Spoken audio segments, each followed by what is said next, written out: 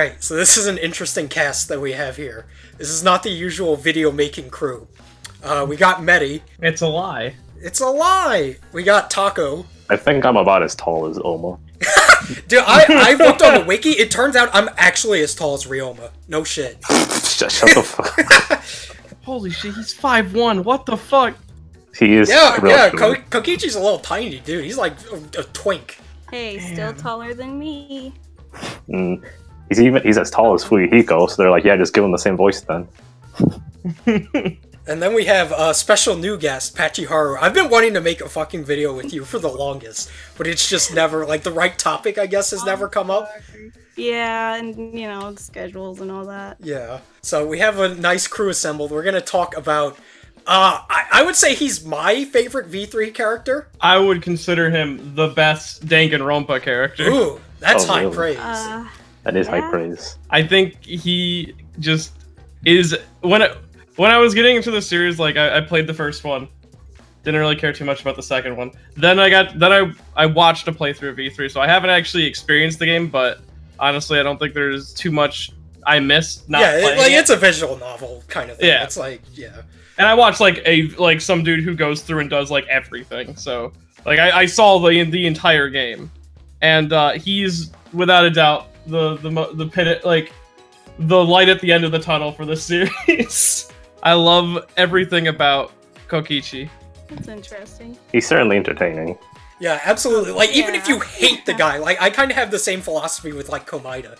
It's like, even if you hate the guy and you find him morally reprehensible, you gotta admit, at the end of the day, he's at least an entertaining guy. Oh, You can't help but admit, like, he's part of the reason why the second half of the game is as entertaining as it is. Mm-hmm.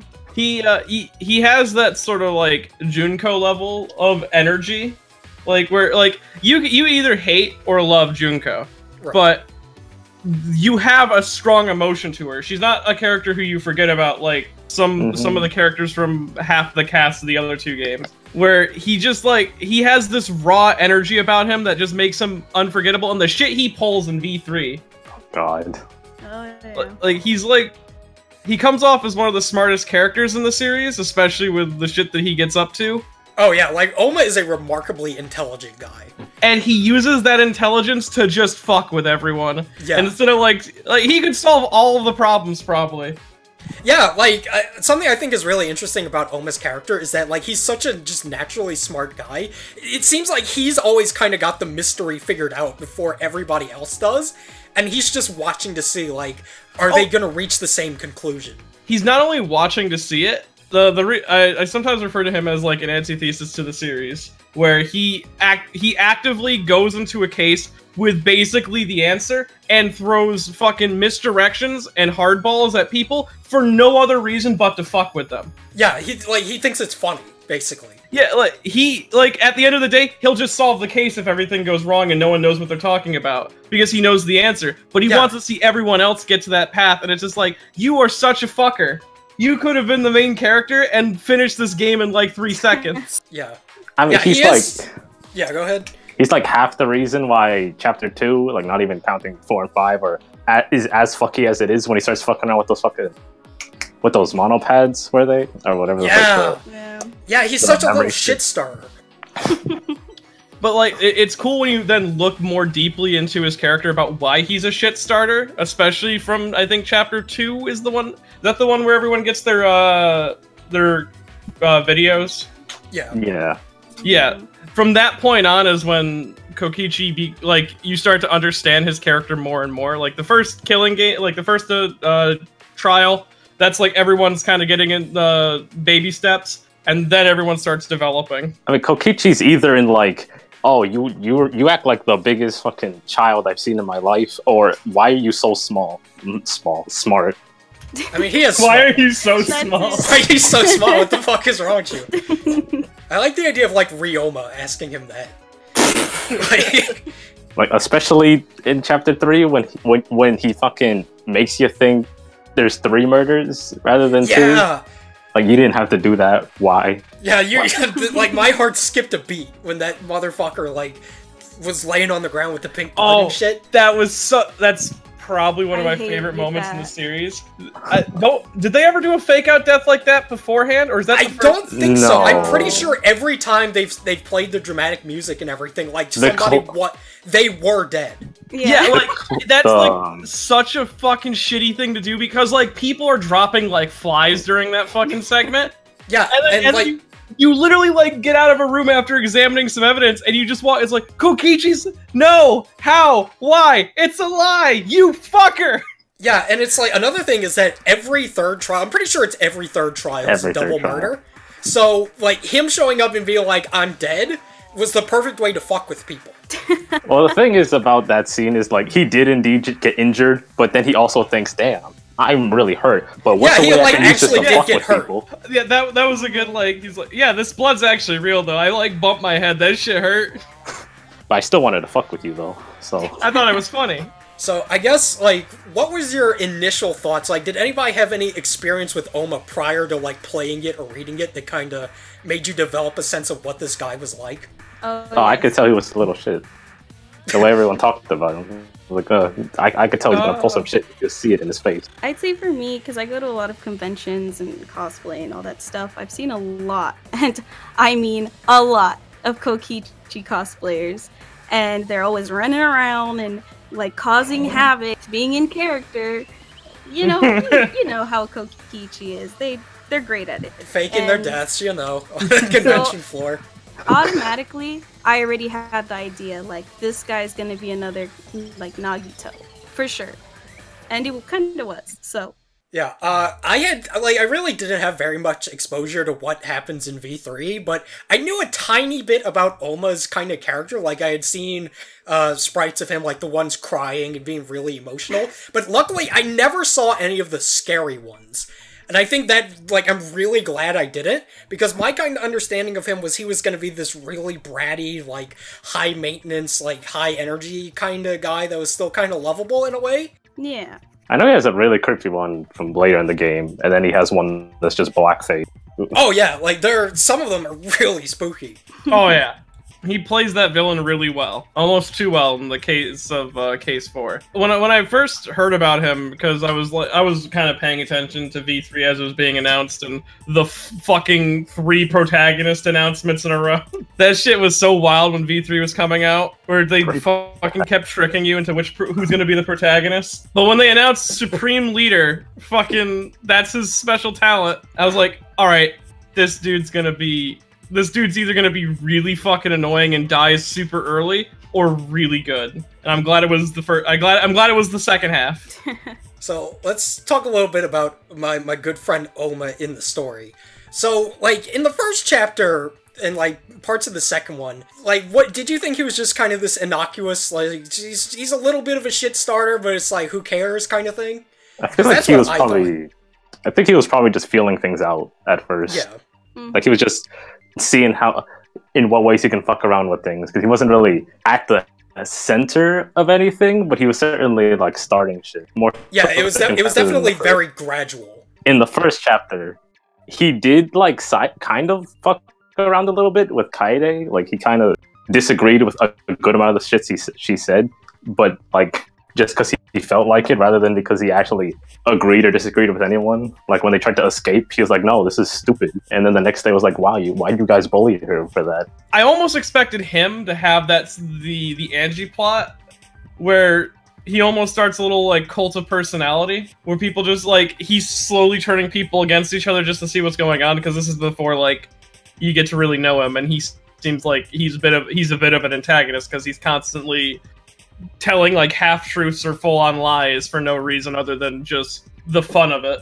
Right. And so I was like, oh, this dude's gonna like cause like a rift in the group, and it's gonna be bad. And then it's like Angie does that later, and like, oh, what? Okay. I didn't expect it. Yeah, well, at least I did. Yeah. Also, Goncha's like the worst person to hang around with him. He's the most gullible person ever, while Kokichi's like the most fucky person ever. It's just no. Yeah, I think I could say, and I know this is an unpopular opinion, but I actually don't like him. Like, I won't sit there and be like, oh yeah, like I love this guy, he's a great character. But I'm just like I don't like characters like that personally, but I can respect them because I know that without them, the story wouldn't be as interesting. You know what I mean?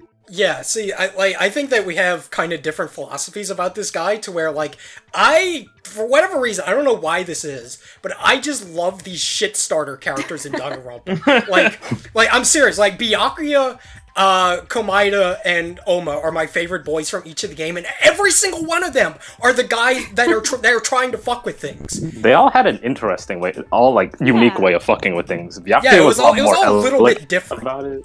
And with Kokichi, I think he became my favorite character in the series just because he kind of gets across that idea of Danganronpa V3 very well. Of fuck the player, fuck the game, fuck all of this. I hate it, and I don't like this shit.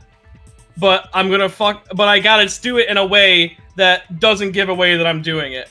Like, when you fully unveil what Kokichi is in the plot of V3, it just made me love him even more. Where I originally liked him because I also like the shit starters in the series.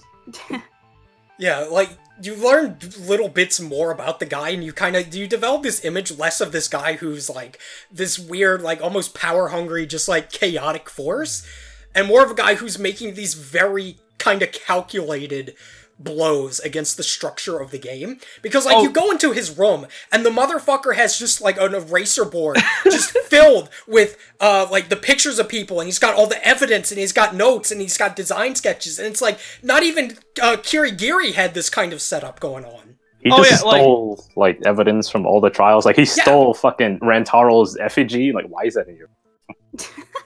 He's, I would argue, one of the smartest, if not the smartest character in the entire series, because he's the only person to ever create a trial where Monokuma didn't know the answer. Yeah, and it's like, Komaeda did a similar kind of thing to where it was more like, take that, asshole, 5 people just killed me kind of thing. Whereas with Oma, it's like, you have no idea who's dead. No asshole. answer will work. No matter who you answer, it could be wrong. Because no one knows the answer besides the person and the robot, and they're not telling, because they're pretending to be half the other people. And he wrote a whole fucking script with timed responses to everyone's sentence. Like, he's the galaxy-level Keikaku fucking Kokichi. Yeah, like, I have no doubts that if Oma wanted to, he would be able to win the killing game within a day. I'm not even kidding. He is such an intelligent guy, he could wipe out everybody and probably not have anybody find a body. Like, it would be very easy for him. I mean, he nearly did win. The only reason why he lost was because the power of the protagonist, really. I love how close he got to winning, and that was like... And you then unpack everything he does, and you realize that, like, sure, he's a bit paranoid. He doesn't trust anyone, he doesn't get along with anyone, but he actually cared about assuring the safety of everyone else so much so that he would play the villain, sacrifice himself, that way no one else would die. And I love that about Kokichi. Like, he's not a good person. Trial 4 shows how bad of a person he can be, but he's not a terrible person either. Like, he actually cared about the members of the crew, especially 2 specific, I believe, Himiko and Shuichi, because there's definitely, especially if I remember correctly, I read an interview with the voice actor for the Japanese Kokichi, and he was told to sort of play up his conversations with Shuichi in a more romantic, or flirty, I think is the term. I was going to say romantic, might be flirty is the better term, tone of voice and way of speaking to Shuichi, where he uses a lot of, like, romantic terminology that I think transfers over into English that comes off as more directly, like, bluntly flirty. That makes it seem like Kokichi was into Shuichi in some way. Yeah, Oma definitely has, it may or may not necessarily be a romantic thing, but he definitely does have kind of an infatuation with Shuichi. I think a lot of that has to do with, like, Oma's, I don't know, his weird respect for people that are able to call him out on his bullshit. Well, Oma stands kind of like on the opposite side of Shuichi. Like, there's obviously like the biggest theme of fucking V3 is lies, and Oma represents that greatly. So I think one of the main reasons he's so infatuated with Shuichi is because he's trying to find the truth. So, and he's the one who does it best, and as you said, calls him out on his bullshit more than anyone else. Mm-hmm. Yeah, and I think also he probably sees Shuichi as the only other person that can, like, reach that wavelength. You know what I mean? Yeah, pretty much. I mean, like, the whole, like, one of the big gameplay elements of V3 is the ability to lie and commit perjury. So I think, like, on some level, they're kind of on the same wavelength about this idea that it's fine to lie if the lie ends up revealing, like, the objective truth about things. Yeah, lying for the safety of the group, in a sense. Yeah, and that really was Oma's, like, endgame, was that I'm gonna lie and create such an elaborate lie that eventually, like, the truth will have to come out. Oh yeah, that's, like, he actively fucks with people to start throwing in, like, curveballs and fake evidence to get the real person to fuck up and, like, deny something that they shouldn't know or say something that they shouldn't know. One of my favorite things about Kokichi is also when he's able to, like, determine when someone's lying, because, like, a liar knows a liar. Right. So, but the difference is he can tell who's lying for the safety of the group and who's lying to save their own skin. And that's why I feel like he really likes Shuichi, because he lies to help people. Where when he meets Maki, he knows right off the fucking bat that she's lying about her ultimate talent. And like, he wants like, I think for the most part he hangs out outside her room because he's wanting, like, a quick glimpse of whatever the fuck's inside there. Yeah. Because he knows that there's something fucked up with Maki. He knows that she gives off a bad aura. She's lying about her talent. There's nothing good coming from that. And then later when he learned that his own group has, like, a no-killing policy and she's an assassin, you get that they don't like each other at all. And yeah, why they don't like each other at all. I think Oma also has a thing of his personality that's, like, kind of like a detective, to where he really doesn't like not knowing something. Like, there's the whole thing about how he gathers up all the pads to see people's motivation video, but I don't think that was just done out of some malicious intent. I think that was genuinely done because it was bothering him. Also, because he actually wanted to know what was going on with that. And he's not even wrong in that situation where he's like, let's get everyone together and watch her videos. Because if that happened, you then know, like, who to keep away from each other to prevent a killing to happen. Because you got fucking, the short detective, I forget his name, tennis guy. Ryoma. And then you got fucking Queen of Japan, fucking Guardian of the Earth. Two people with very drastically different wills to live and desires. Keep them far away. That way you don't run into the shit that would have happened. Like, Kokichi knows what he's doing when he starts shit. When he plays the antagonist, he's doing it in a way that is a positive, except for Trial 4, but we'll get more into that, I guess, when we get there. Where he's trying to bring the group together by being actively hostile so that the audience, aka, like, Monokuma or anyone, doesn't realize what he's doing. Because after Trial 2, he's almost fully aware of what's going on.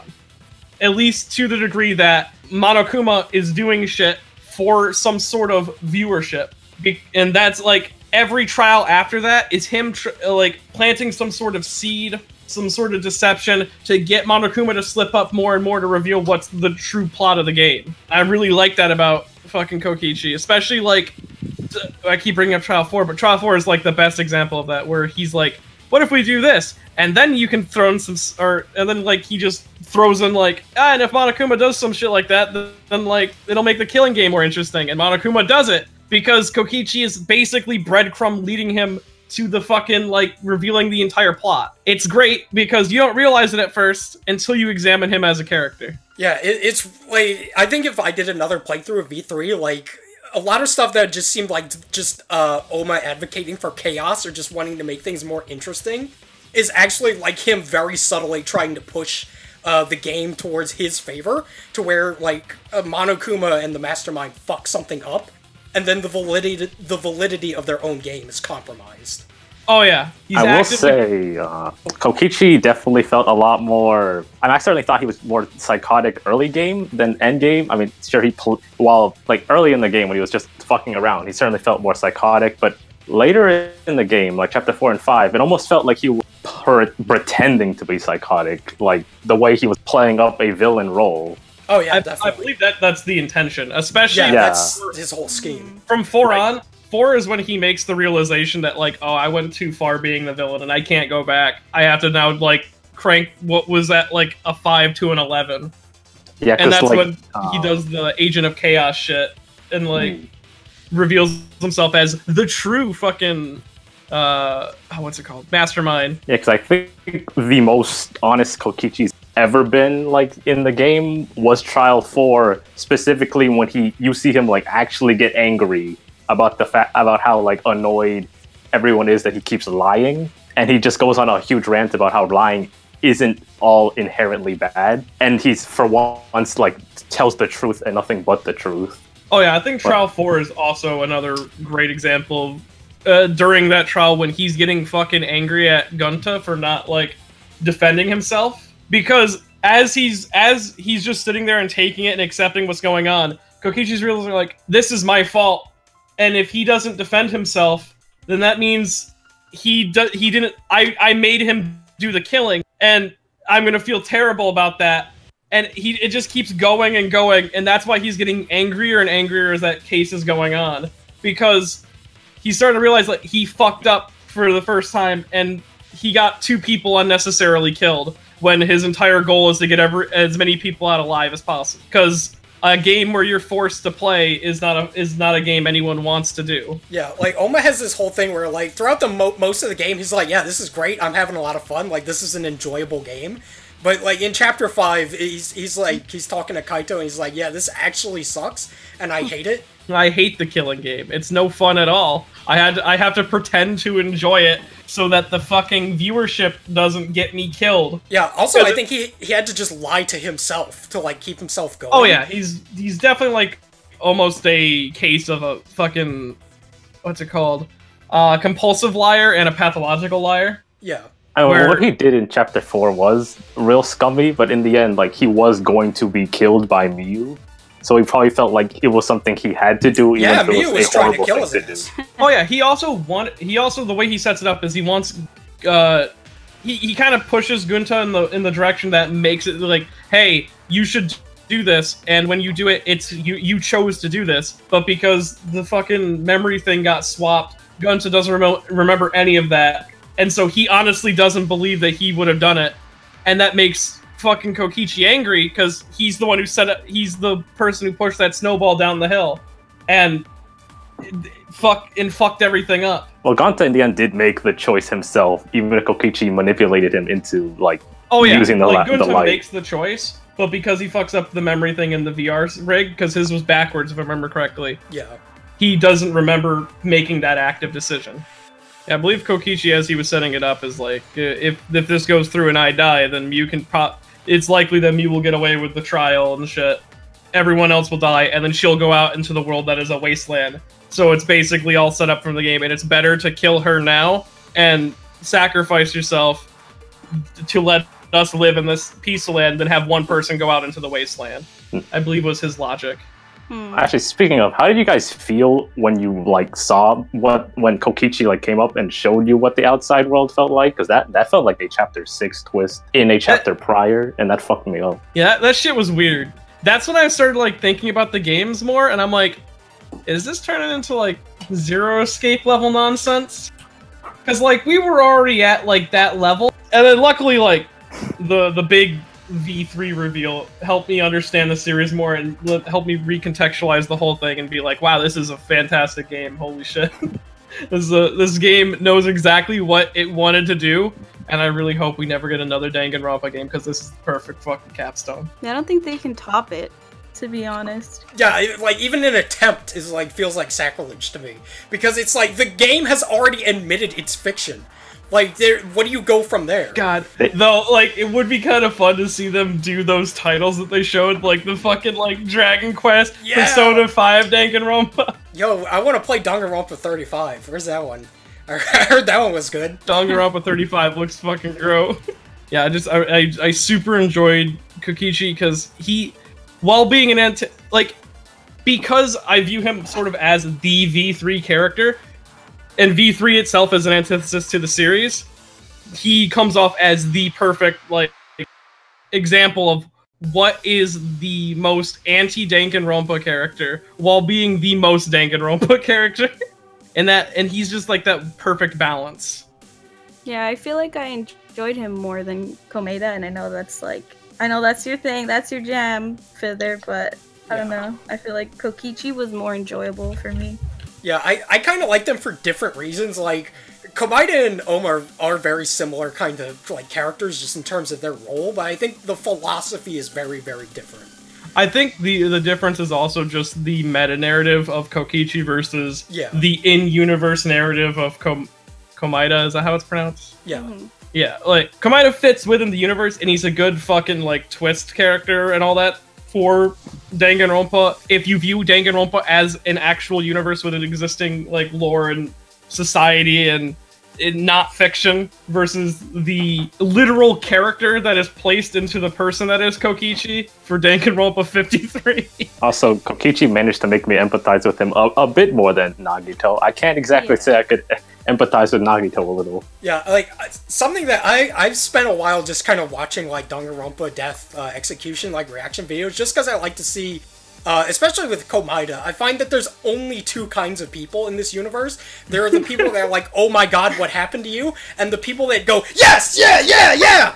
And, like, I think that's really interesting, how there's such a, like, duality in people's thinking. I think my favorite one is watching people react to the Kokichi fake-out. Yeah. Oh, that one's really good, dude. People get really, like, genuinely mad about that. I think that's great. Oh, it's so strong. I mean, Nagito and Kokichi do play very similar roles, though I do think it's pretty wrong to say they're, like, the same character, which people do definitely not. They're just, like, on a kind of an idea, a similar character, but, like, the actual philosophy going behind why they do what they do is very different. Yeah, they're the wild wrench thrown into the group that causes commotion for different reasons. Yeah, and my viewing with these kind of characters is, like, it's similar to, like, Akechi, too, in Persona, where, you know, throughout the whole game, they just cause trouble for everyone, and it's annoying that by the time, like, towards the end, they redeem themselves, but it's just, for me, at least, it's like, they've done too much that it's not redeemable. But that's just my opinion. Like I said, I mean, I still respect them as characters and what they did to the story, but just for people like me, it's like, you've done enough that I just can't find myself to really enjoy you or like you. Oh yeah, I completely understand that perspective. I would say that the comparison of those two specifically is a bit wild, because, like, if I remember correctly, Akechi has led to the deaths of hundreds, especially after that train crash. Yeah, he's killed, like, at a minimum a few dozen and a maximum of we have no idea. Well, you know what I and mean. Kokichi has led to the death of two. Kokichi is the leader of the insane clown posse. Like, that's the thing he's done. Yeah, he's literally insane clown posse with 10 members who only pull pranks and have a no-killing policy. Yeah, like, Oma is just a little boy that, like, gets wrapped up in this thing and has to create this mental image that he's the bad guy. Whereas, like, Goro goes and kills a bunch of people and, like, feels no regret for his actions, and everybody's like, what a baby boy. My dad hates me. Somehow Kokichi and Nagito managed to have better motives than fucking Akechi. I don't know how. No, they genuinely do. Like, I'll just jump ahead a little bit, but I got this question on Twitter from Sleepy Boy, who goes, why do you think Kokichi is another example of bad person, but he's hot anime boy, so he did nothing wrong? Even though the Danganronpa fan base hates people who did less than Kokichi, like Teru. That's exactly what he is. He's, at the end of the day, like, you know, he has all these fangirls that love him because he's cute. And that happens a lot, unfortunately.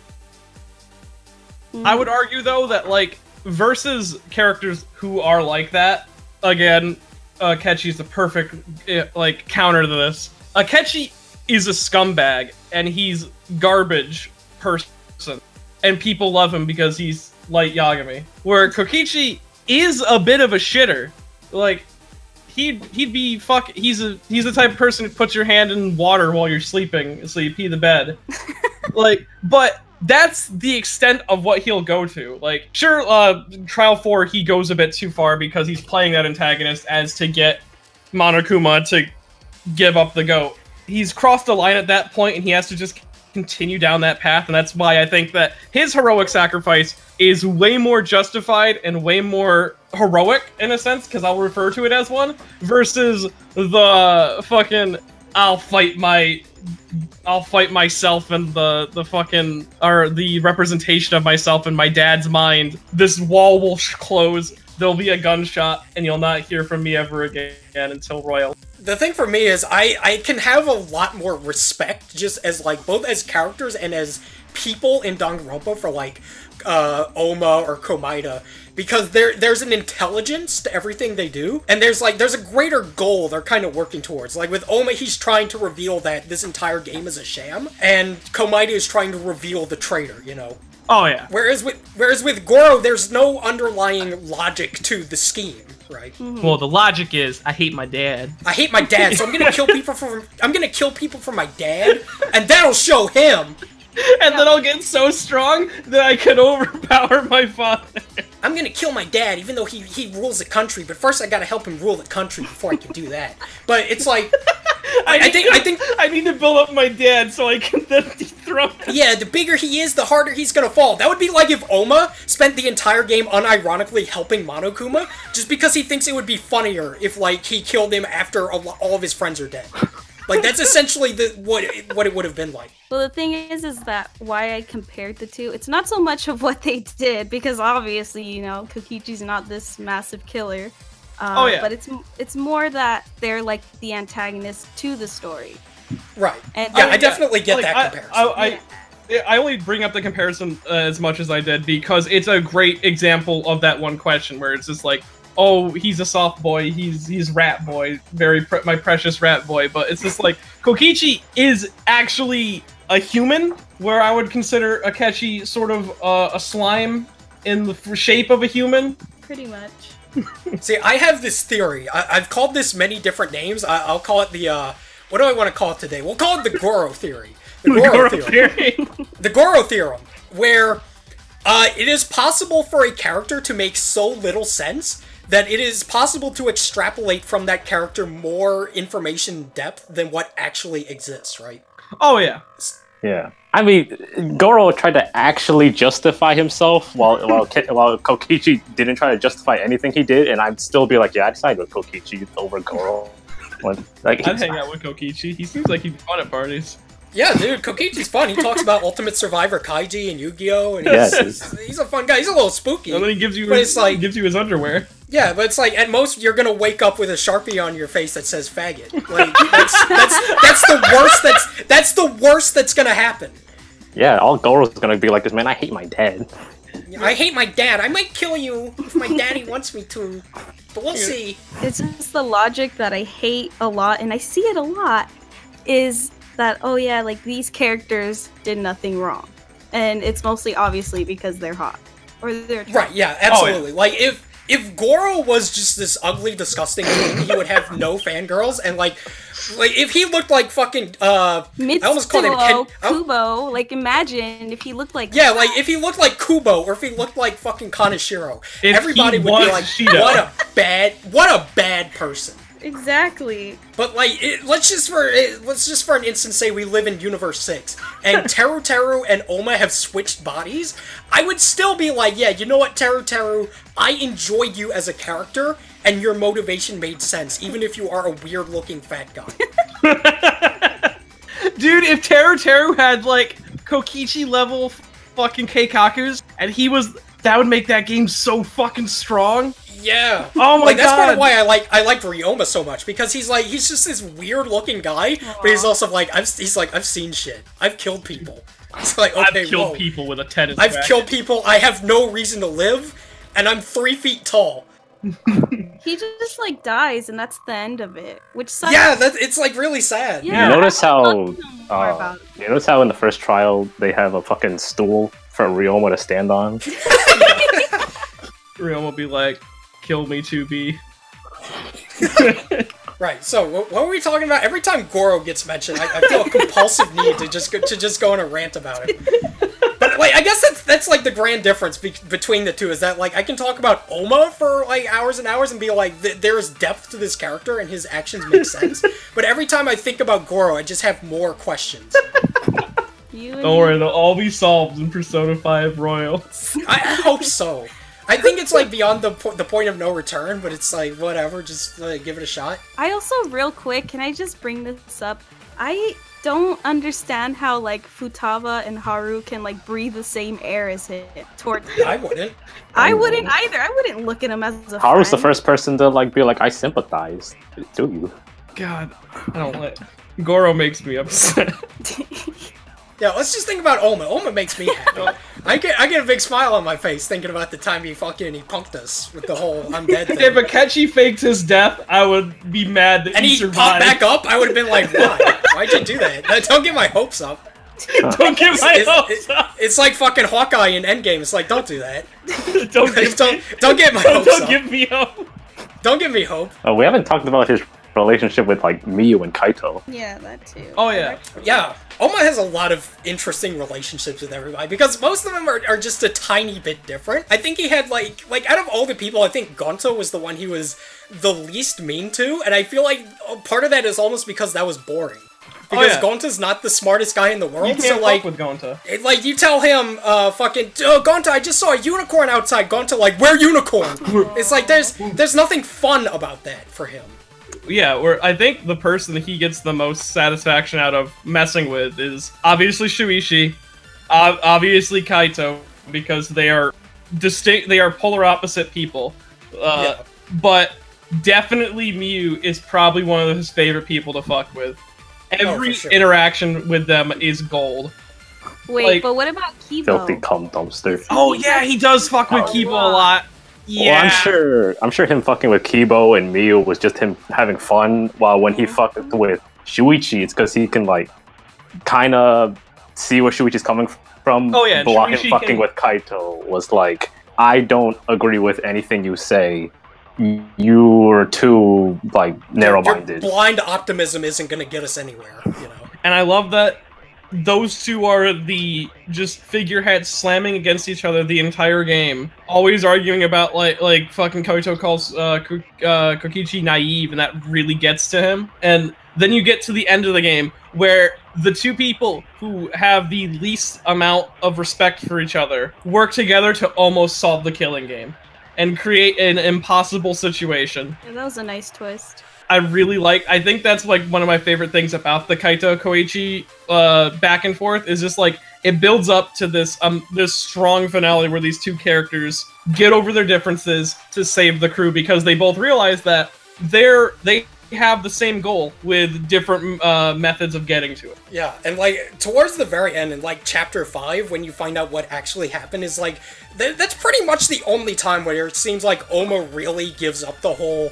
I'm lying, I'm a mastermind, like I have this shit under control facade, and he starts like crying and expressing genuine anger and like confiding in Kaito, you know? Oh yeah. I think that's great. Yeah, he just like this is what I think. I think this is all a sham. Like, I've been putting up this fucking facade because if I show any weakness, that means we're gonna die, or I'm probably gonna die, because the mastermind can contort it in some way, and I just want everyone to survive. And it's just this just this string of emotions that he's able to give to Kaito, and he's like, wow, we're not too different, you and I. Oh, it's so good. Oma definitely has this habit of like whenever he starts to display emotion, like before at least the very end of his existence, like the thing with Gonta where Gonta gets killed and he seems genuinely really upset, and then he's like, yeah, it's a lie, idiot, I don't care. It's like, I think Oma does that as kind of a self-defense mechanism to where he has to convince himself that he's not feeling any emotion, that like he's having a good time and all, and he also has to like convince everybody else he's got his own shit under control. I think that Gonta scene is also really strong because it's like him getting that emotional is like Gonta's like the trial is over, Gonta's been charged, he did it, and it's his fault, and he now has to live with the fact that he led to the death of two people unnecessarily. And then as soon as he starts to break down, he realizes that that's a sign of weakness, that's showing what can affect him and what hurts him. He has to immediately cut that shit, or else he's going to be the next target. He does that, like, on the dime switch, both to protect himself emotionally and convince himself that he's fine, and also to fool the audience, aka the player, into assuming that he is this maniacal, evil bastard of a person. Yeah, actually, that does make sense, because he waits until Gonta's, like, dead to showcase that fake personality. Because he didn't want, like, the last thing Gonta heard from him to be like a lie. I guess. I didn't think of it that way because he did kind of like Gonta. Like he didn't likes challenge him on an intellectual level the way like Shuichi does, and he likes that facet of his personality. But like Gonta was always kind of the guy Oma was with, you know? Yeah, and like I think Oma likes everyone but Maki. Like he disagrees with people. He thinks Kaito's a idealistic fool, but I don't think he hates Kaito. He hates Maki to the point that like he actively tries to turn people against her. And because like, she also lied. Oh, it's because she lied and that she is a murderer, and that actively goes against every part of his morals. Didn't she punch him? I mean, she choked him. I mean, everyone punched him. She like pretty much everybody gets a good hit on him. But like Maki strangled him twice. When that happened, like I'll be honest, I was like, yes, like finally someone did something. I mean, doesn't Kaito punch him as well? Yeah. Yeah. But I feel like sometimes he gets away with too much and he kind of needs a reality check. He needs a little spanking. Yeah. So I think that I really enjoyed that, Maki. I mean, him and Nagito both really try to control the whole trial and killing game in their own heads. Like, they have their own idea of how they want to save everything and everyone, and they think they're right, I guess. Yeah, see, I think, like, Komaeda is, like, genuinely more mentally ill, and his outlook on things is a lot more kind of destructive than Oma's. Like, Oma has a plan set in mind, whereas I think Komaeda is so kind of wrapped up in his own weird philosophy and, like, idea of how to do things. I guess Nagito both thinks he's like, his mind is entirely flawed, but also has no flaws at all, and he'll just keep doing what he thinks is right, while Kokichi, like, thinks he is flawed, but he's still trying to, like, struggle to keep everything together, in a way. Yeah, Kokichi knows that he's paranoid and knows that he has issues trusting people. He lies to feel safe, but he actually likes the party. He wants everyone to be safe, and he wants everyone to get out of this killing game alive, because he doesn't view it as something that you should enjoy because you're forced to do it. Yeah, he is a really rebellious little shit. Like, he really, really does not like the idea of being forced into something, because, like, then it's not fun. Oh, yeah. Alright, let's see, you guys want to take some of these hot little Twitter question topics? Yeah. Alrighty. Alright, so from Odd Winners, do you feel the last trial giving him a definitive backstory as the leader of DICE takes some of the fun out of his character? Not really. I actually think it adds a lot to, like, overall Oma the person. Because it's, like, it's very well built up that throughout the entirety of the game, Oma is, like, a mystery. And then at the end, when the mystery is finally kind of revealed, it's, like, it all fits together very nicely. And they don't give you everything either. Right. There's still a lot of facets of his personality and his history that it's, like, is this truthful or not? In fact, DICE is in a reference, or it appears to be a reference to a Japanese fucking... Oh, 1 second. It's in the trivia page. But it's a group of orphans who work to fight crime, and they have a reverse group that's also called... It's something... I think it's DICE B, that uses their identities to fuck with people. Yeah, DICE B is an organization that tries to discredit DICE and its members, and they have a clown and poker motif, which is the exact motif of Kokichi and his gang. So, his gang being called DICE, being a reference to a series called DICE that has an organization called DICE that makes fun of DICE while looking like clowns and have poker motifs, feels like a very direct callback to something. That's one of the things I like whenever Japanese fucking game does anything, there's always some obscure callback like that somewhere in there. So I like that we get like a hard definition of what Kokichi's gang is like. Even though like at the beginning we know he considered himself to be the leader of some group. He lied about the numbers. When you get the actual numbers, it's kind of funny. Like he just took what he had and added 2 zeros. I'd say it adds depth to him rather than removes any fun. Like, I mean, it pretty much confirms that he indeed did not want to do all the things he did. I mean, he wasn't like a psychopath before he entered the killing game. It's just something he came out looking like, really. I also thought it was fun, like a fun take on it, because, you know, at least for me, I pretty much assumed that he was like this spectator at, I don't know, somewhere, and only to find out towards the end, slowly, that he's just like this major goofball with his friends, and they do crazy things. So it's just like, I don't know, it was very interesting. I wasn't expecting it. Yeah, it's like a reflection of his true nature as this guy that just, like, he likes fun, you know? He doesn't want to be forced into doing some bad thing. Yeah. Yeah. He wants to throw eggs at cars, not like... Not throw grenades at cars. Yeah, not throw grenades. He's a nice guy. Let's see, we've already kind of talked about this a lot, but from J Steelman, how do you think he compares to Komaeda and Byakuya? Also, if you could change him or anything relating to him, would you, and if so, how? Comparing him to the other two, I mean, like, I think we've already talked enough about, like, Byakuya and Komaeda in their comparison to Kokichi. I think Kokichi is them, but, like, someone trying to do the good, a good thing. So I feel like instead of fucking with the games for their own satisfaction and getting in the way of the actual answer, Kokichi, in a way, does that during the trials, but when he fucks with things, it is partly due to the fact that he's bored, but also he's trying to get a rise out of specific people. And if I were to change anything about him, I don't know. I'd have him keep his cute hat the entire game. That hat is pretty cute. I agree. I think I'd like him more. But I feel like out of the three, my favorite is Byakuya because he's just straight fact. Like, he's like, yeah, I'm a narcissist, most likely. And that's just his character. Like, he knows everything. And, I mean, he's honest. Meanwhile, you know, Kokichi's the complete opposite. And Nagito, I try to like him, but I think the whole Sans thing like ruined him a little for me. If I'm being honest. I mean, I would say Byakuya comes across as the most sane. Nagito probably the most insane. Yeah, definitely. Yeah, Nagito is fucking crazy. Like, Byakuya, I'd say out of, like, Oma's not even, like, a crazy guy. He just does crazy stuff. But there's obviously something, he got bumped on the head as a baby or something. Something's a little weird about him, but, like, Byakuya is mentally sane. He's, like, he's gonna run the biggest fucking corporation on the planet.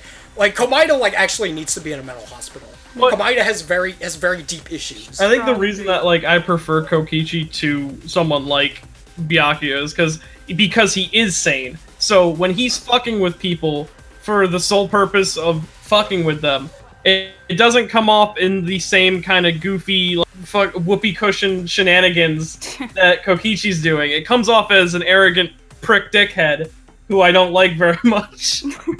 Like, Kokichi's a shitter, but, like, he's doing it, like, it's like almost for the lulz, I guess is the term I guess some people would use. Yeah. Where Byakuya's doing it because he's like, I'm smarter than everyone in the room right now, fuck you all. I'm gonna give you the wrong information. I just think with that sanity comes that level of, like, oh, alright, so you're just being a shitter for shitty reasons now. Yeah, you need to be a little bit crazy. But also, Byakuya did not kill someone. That is true. There you go. Kokichi technically didn't kill anyone either. And Byakuya did mess with the body. Well, he did kill himself.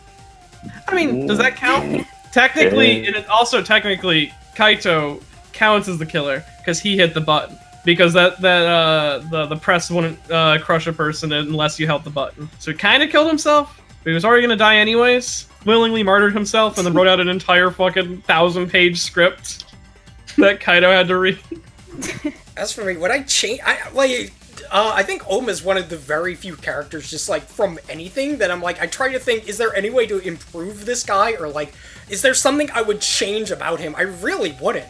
Because I almost feel as if he loses the essence of what he is when you do that. Oh, yeah. Because, like, a guy whose entire philosophy is lies, lies, lies, like, trying to, like, make sense of that and trying to make it more, like, streamlined, I guess, is, like, counterintuitive to his whole existence. So it's like, even if you want to say, I wish he was less of a liar, or I wish he kind of just said the truth more, that's kind of like, that's running in opposition to what Oma is. So I really wouldn't change anything about the guy. I like your idea of, like, give him the hat. Yeah. I think that would have been fun if he had the hat.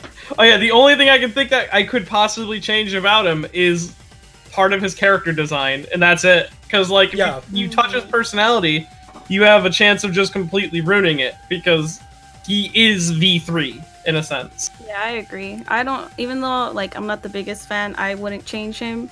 I mean, obviously, like, the fan in me is like, why did he have to kill Gonta? But I mean, just thinking about it logically, it's like, yeah, I wouldn't change anything about him. Probably leave his cape and hat on, like you said, but other than that, yeah. We all like that cape and hat. Yeah, it's great. Let's see, from Jason Stu 2 says, would you say that the truth versus lies theme that he and Kaito represent is more interesting than the series' hope versus despair? Absolutely. Yeah, absolutely. Infinitely more interesting.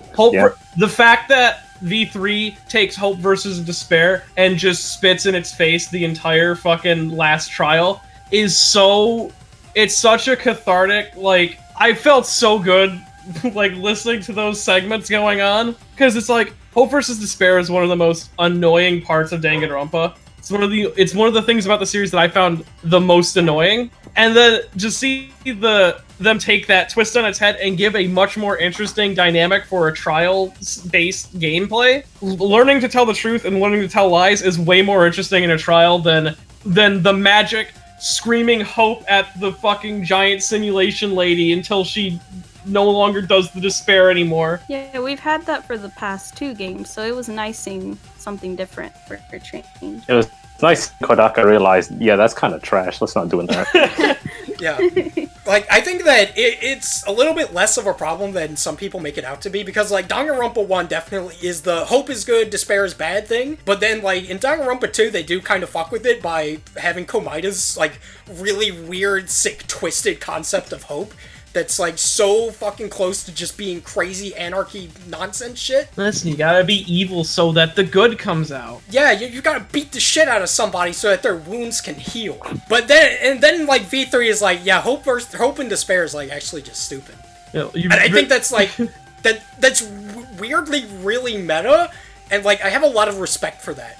When somebody's willing to just be like, our old theme sucked. That entire ending segment of just fucking screaming at the fan base about their own fucking game is so strong, and I never want them to touch Danganronpa ever again after that. V3's ending, in my opinion, is perfect for the series. Perfect capstone. Like, I'm pretty sure this is something Oma says at one point, but he's like, there's a million ways to tell a lie, but there's only one truth. And I feel like that's almost like a subtle jab at the hope versus despair thing, because it's like, there's only one hope, right?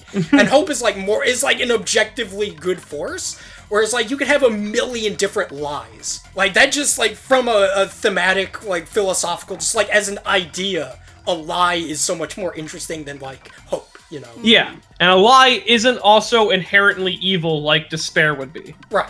And that's the entire, like, message of lies versus truth. Learn when to say it to guide people in the right direction. Because, our main character lies all the time. And he's not a bad person for it. Versus if this was hope versus despair, if he was doing shit to make people despair the entire time, it's just like, oh wow, that's kind of makes me feel shitty. And like, yeah, that's evil. This is objectively evil. Yeah, like there's some level of kind of like, let's think about this philosophically, you can like attribute to with despair, to where it's like, give up on these preconceptions of like maintaining your sanity, just like kind of live as you see fit, whatever, just like who cares, like despair is great. But it's like, it's still an objectively evil force, like even in the Danganronpa universe. Oh yeah, because it dooms society. It dooms everything. Well, yeah. Well, I mean, it dooms society, quote unquote. Yeah, it's kind of like one of those things where it's like, how do I put this, like, despair is bad, but if we include just a little bit more despair, then eventually everything will be fine, and we'll just stop thinking it'll just be chaos, you know? Yeah, just keep stacking it. Just keep putting shit on top of each other until it all falls into place. Hope just gets in the way. Get that shit out of here. There will be 53 Junko and Hiroshima. Yeah, that's another thing. Like, we'll save most of this for, like, when we talk about the ending of V3, but it's really good at, like, I think it's on par with, like, Metal Gear Solid 2 with being a really good commentary on the nature of sequels and, like, repetition and, when an idea gets stale. I can't get over how much I love V3's ending.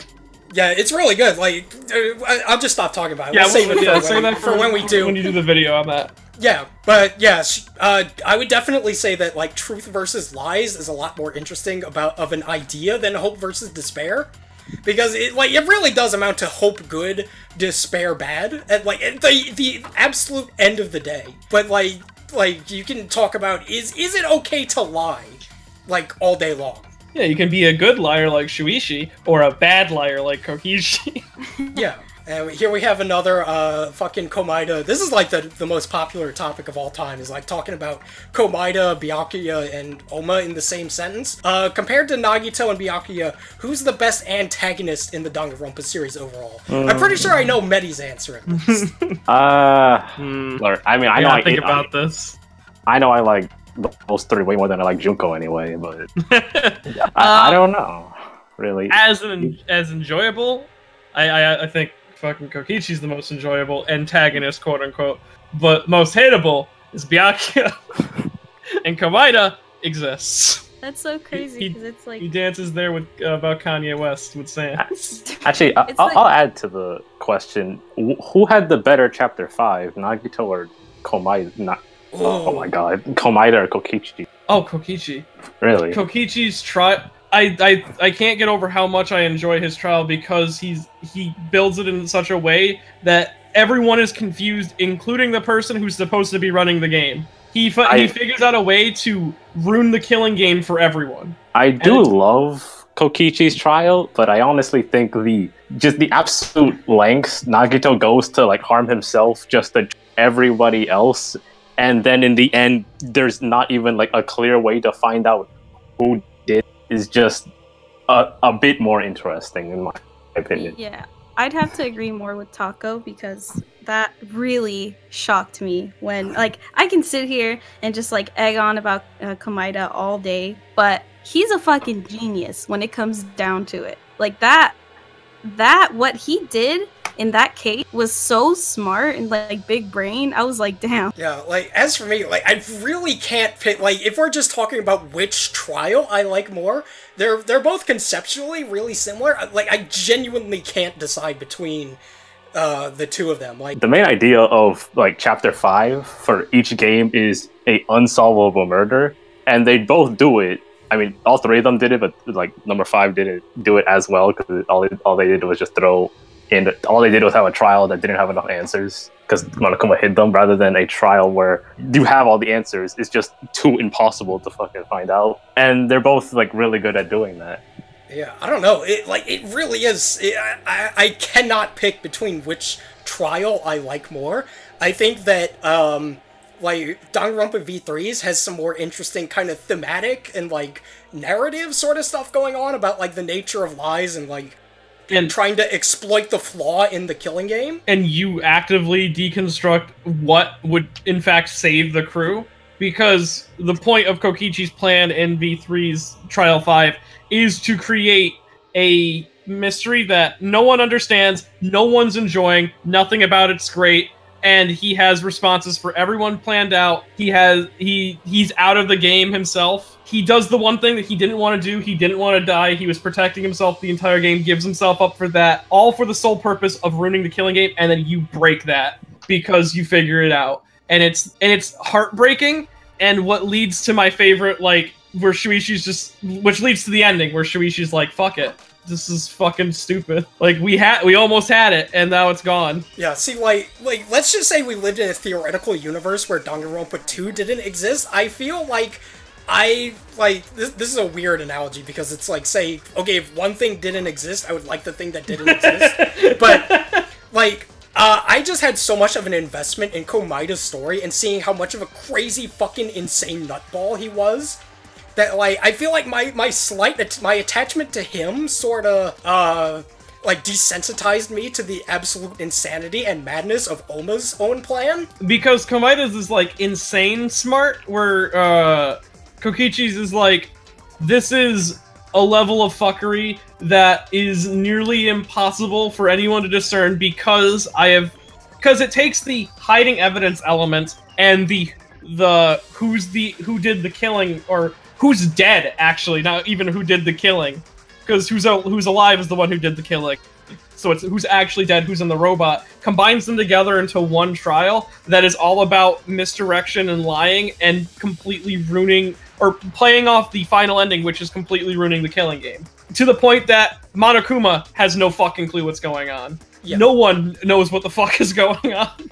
I think that's one of the reasons why I also really like V3's Trial 5 the most, is that It's like, oh, no, literally no one knows what's happening anymore. This is now this is kangaroo court. Everyone's wearing clown shoes. Like the chapter 6s of every game are all like amazing, but yeah, they're all great. But in a lot of times I do wonder, like, do I like them more than the chapter 5s though? Because the chapter 5s are like just about the same level in a lot of ways. Oh yeah, definitely. Like chapter 5 from Danganronpa 2 is probably my favorite trial out of all of them. But like when it comes to V3's trial 6 versus 2's, like V3's completely just annihilates it. Oh yeah. Yeah. I think I don't even really like I don't really like 2's final trial much at all. Actually, the only thing I like is just the visuals. And I barely remember the original one's final trial. It's okay. Danganronpa 1 is like that's the fucking one I played. I barely remember anything from it. See, I think like part of it for me is just it's been many years. Like I think I played that thing in 2013 with like the old fan translation patch. So it has been a number of years, but also just like not that much about it is like imprinted into my memory, you know? Yeah. So yeah, right, we got on a whole big tangent. Best antagonist from the series, I would say, like, as just a character, I think I have the slightest preference towards Komaeda, but Oma's whole, like, meta, like, philosophy and, like, the way he went about trying to end the killing game, I think is, like, really, really, really interesting. So, for me, it's a tie. Like, as an antagonistic force, I'd say Byakuya is the worst. Like, I like him just because he starts off as an asshole and ends up as slightly less of an asshole. But, like, out of the villain, like, the bad guy kind of characters, I'd say he's the weakest. Yeah, you like him for, like, different reasons than them. People really don't like Byakuya because he's a villain. He's a dickhole. Yeah. Yeah, he's different. He's only like the I'm the bad guy of the show kind of thing for like chapter 2 and like a little bit of 3, I'd say. What about Fat Byakuya though? Oh no. Oh, Fat Byakuya is a saint. Oh yeah, he didn't do anything wrong. He didn't have a chance Now to. he didn't do anything wrong. Yeah, I'd say Kokichi really is like that embodiment of an antagonist, and Byakuya is too. But like I said, I found myself hating Kokichi more. Yeah, I'd say they all kind of fit within like the respective kind of themes of their own game. Like Byakuya is a lot more of a simple kind of guy. Like there's obviously depth to his character, but he's not like on this 5th dimensional fucking chessboard shit trying to defeat the mastermind the way Oma was. Like they get progressively more and more complicated as things go on. Mm-hmm. Byakuya is the Dragon Ball, like, classic villain. There's no Super Saiyans yet. There's no fucking, like, Kaioken's not even invented yet. He's like the King Piccolo of Danganronpa, where he's like a pretty strong antagonistic force. But then you get to fucking, like, Jiren Okuma, or Jiren Kokichi, where he's this like, Kokichi would somehow find a way to lie his way through the time skip. I thought you were gonna say he's gonna lie his way through the Tournament of Power. Yeah. Dude, like oh, that yeah. would have been some advanced level shit. Kokichi fakes he throws like a dummy off the Tournament of Power, and it zaps back, and he's just like, that's right. I haven't been Dude, at this. I'm really enthralled now by the idea of Kokichi trying to trick the Omni Kings.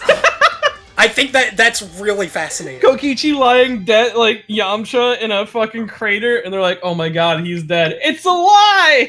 As the games progress, you obviously have the fact that like Byakuya won't be as like multi-chess underwater 5th dimensional as the next 2, because 2 has the benefit of they know about the trial or they know about the Danganronpa. And then V3 has the super they know about the Danganronpa.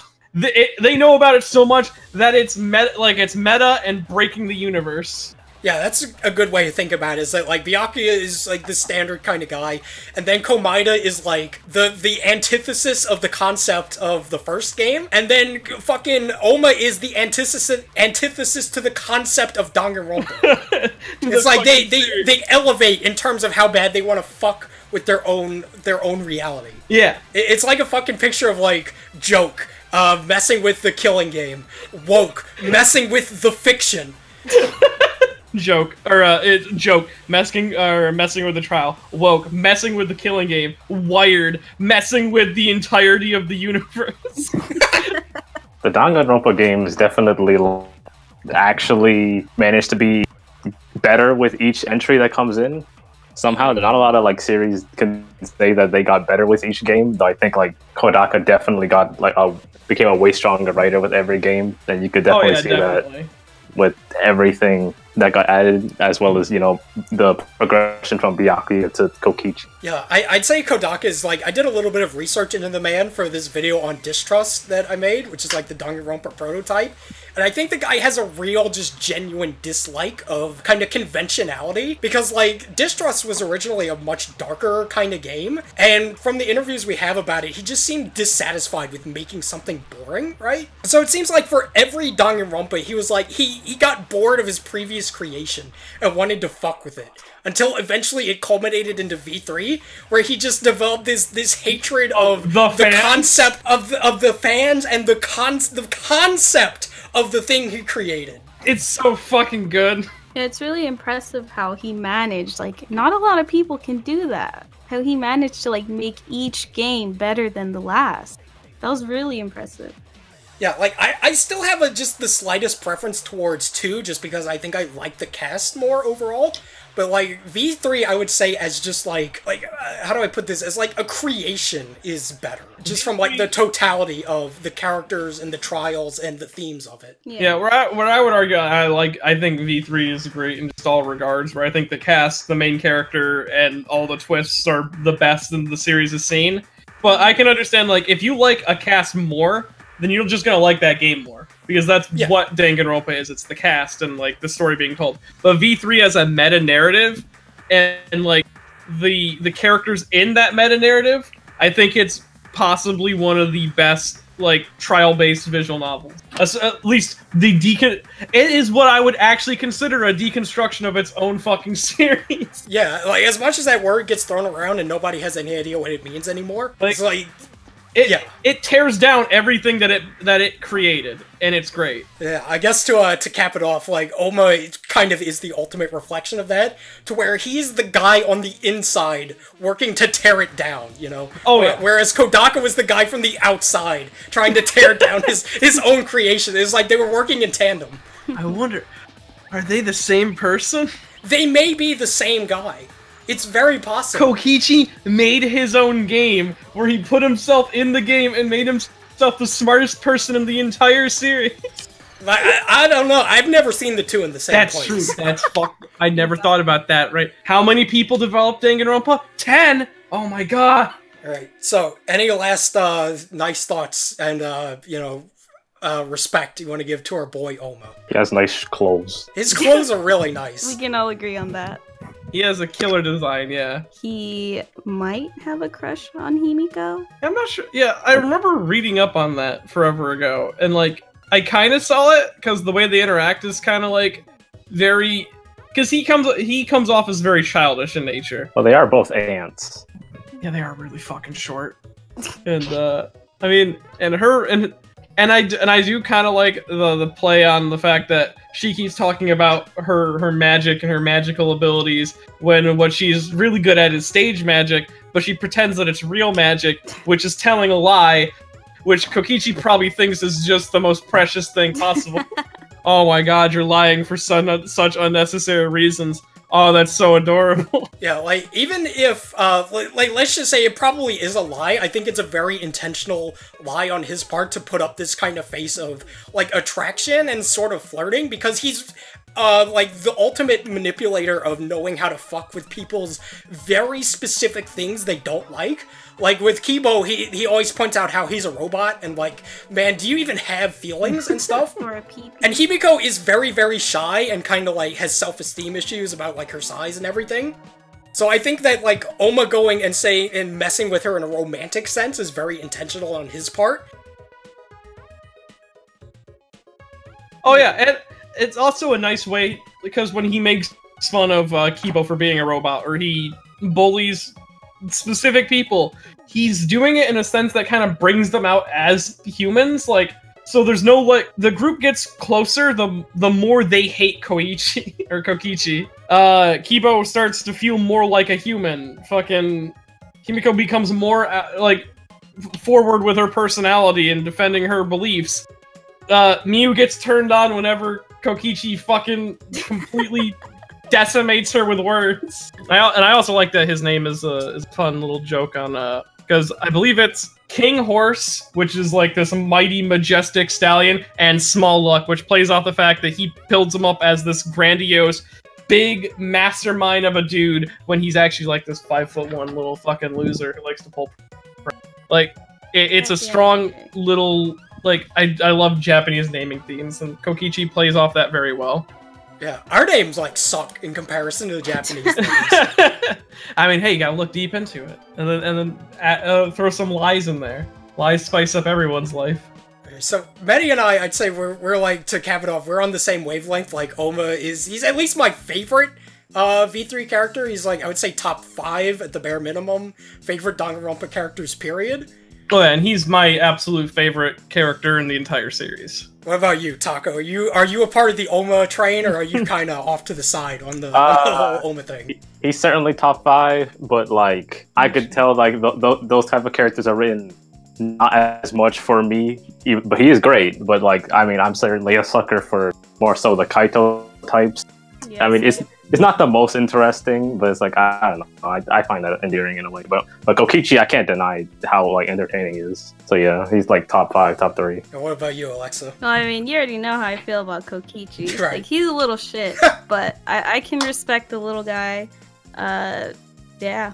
I mean, yeah, you can respect the hustle. Yeah, definitely. And like, I'm just more of a sucker for, like, you know, like people, like he said, like Kaito, because they're more like, yeah, you know, not hope necessarily, but like they help you kind of push through the game, and I like that. Yeah. Mm-hmm. I just realized that in his dictator art, where he's like the ultimate supreme leader, he has a bottle of Fanta, which is a play on the word Fanta because Fanta was created by Nazi Germany.